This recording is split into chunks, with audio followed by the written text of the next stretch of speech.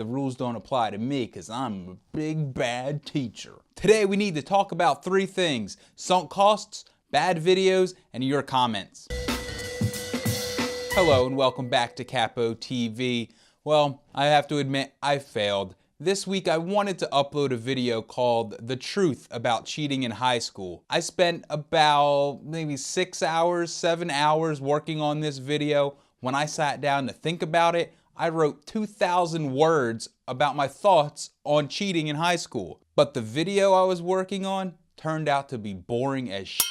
It was ridiculous. I was falling asleep by a minute into the video. Which brings me to my first point: sunk costs. The sunk cost fallacy is pretty much what it sounds like, meaning that you've sunk a lot of time or money or whatever into a project. That's the sunk cost part of it. The fallacy comes in you thinking that just because you spent a lot of time, money, whatever on a project, you need to finish it. There's this idea in our culture that says quitters are losers and you should never give up. Well, listen, sometimes you have to give up. You just have to call it quits, cut your losses, and move on. Which brings me to my next point: bad videos. When I was creating the Truth About Cheating in High School video, I was trying to ignore the fact that it was boring as shit. I fell victim to the sunk cost fallacy early on. I had spent all this time writing, recording, drawing for this video. That was time that I can't get back. And I figured I might as well finish it. I'm about halfway done. I might as well finish it and upload it. If I had uploaded that video, most people would have clicked off after the first minute. Boring, boring, boring. A terrible, trash, garbage video. And I'm trying to raise my standards here on CapOhTV. So I don't want to upload bad videos that no one's ever going to watch. Quality videos, that's what we want here, right?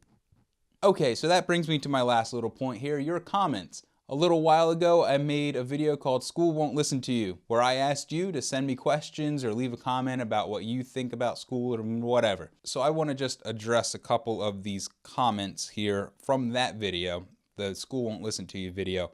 The first one is from Chris Henderson. He says, "How come the teacher doesn't allow you to talk with a friend, but when he or she is asked a question about their day, they go completely off topic for about half an hour, talking about stuff nobody cares about? They act like we don't have stuff on our minds to say, but whatever on their minds is completely relevant." I hate that so much.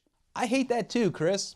As a substitute, I hate being in the classroom with another regular teacher. What sometimes happens is that the regular teacher yells at the students to be quiet, do your work, be quiet, everyone's got to be silent. But then that same teacher is going to come up to me and try to have a full-on conversation when he or she just told the students to be quiet.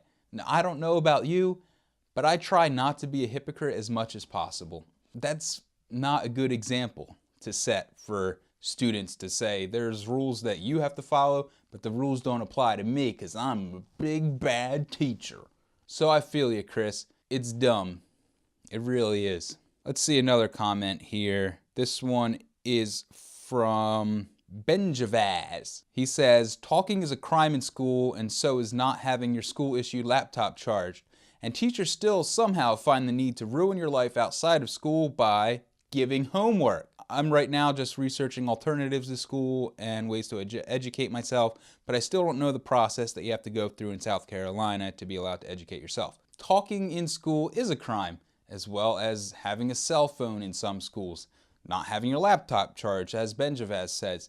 There are all these little rules, and this happens not just in school, but in society too. All of us are criminals. We've all broken a rule or a law at some point, and technically, we are criminals, whether you're caught or not. So the more rules there are, the more criminals there will be, because it's impossible to follow all the rules. On giving homework, I might have to do another separate video on that. I'm not opposed to homework per se. I'm opposed to pointless homework.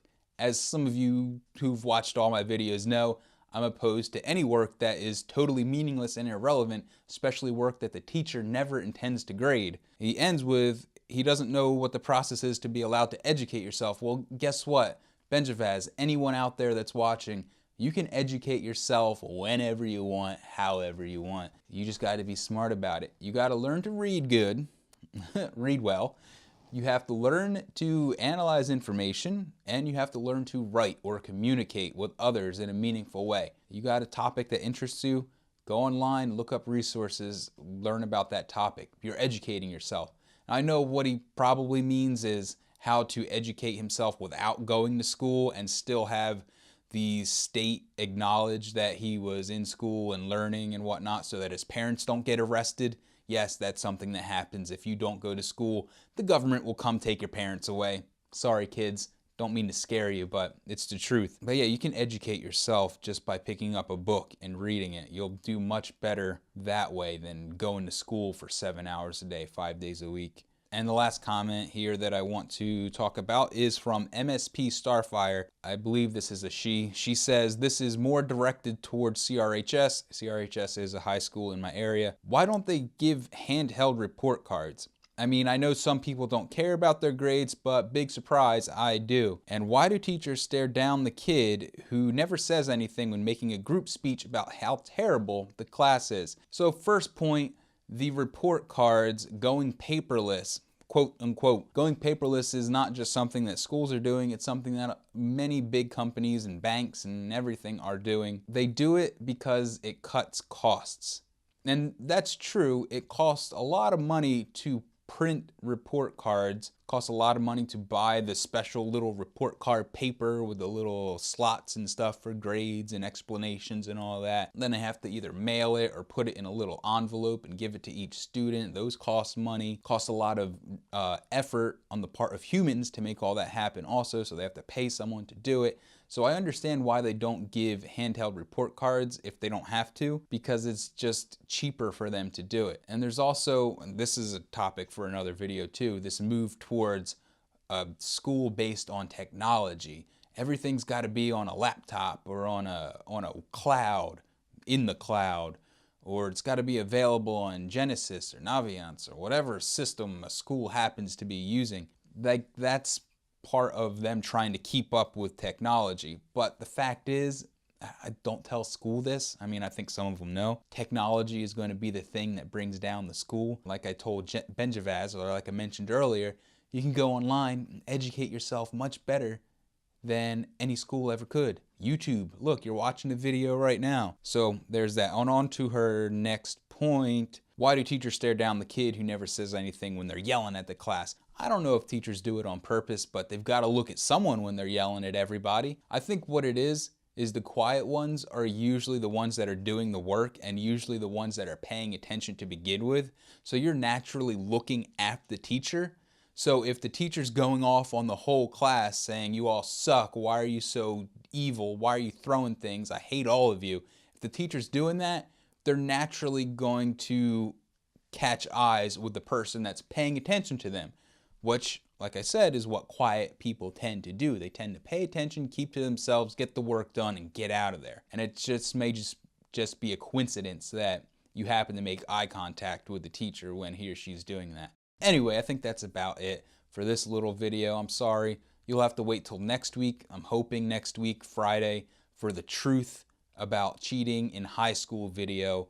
I'm going to redo that whole thing, make it not quite as boring. In fact, I might try to make it entertaining, something that you'll watch, because I feel like I have a quite unique take on cheating in school. You'll see. It's going to be interesting. So if you made it to the end of this video, thanks for watching. If you liked what you see, you should subscribe. Leave me a comment down below. Have you ever fallen victim to the sunk cost fallacy? Yeah, I'm just kind of adding this at the end. I know there's very few people that are going to make it here. But if you did hear this sentence, tell me this secret word in the comments. Let's go with Velbon. That's the name on my tripod. Velbon.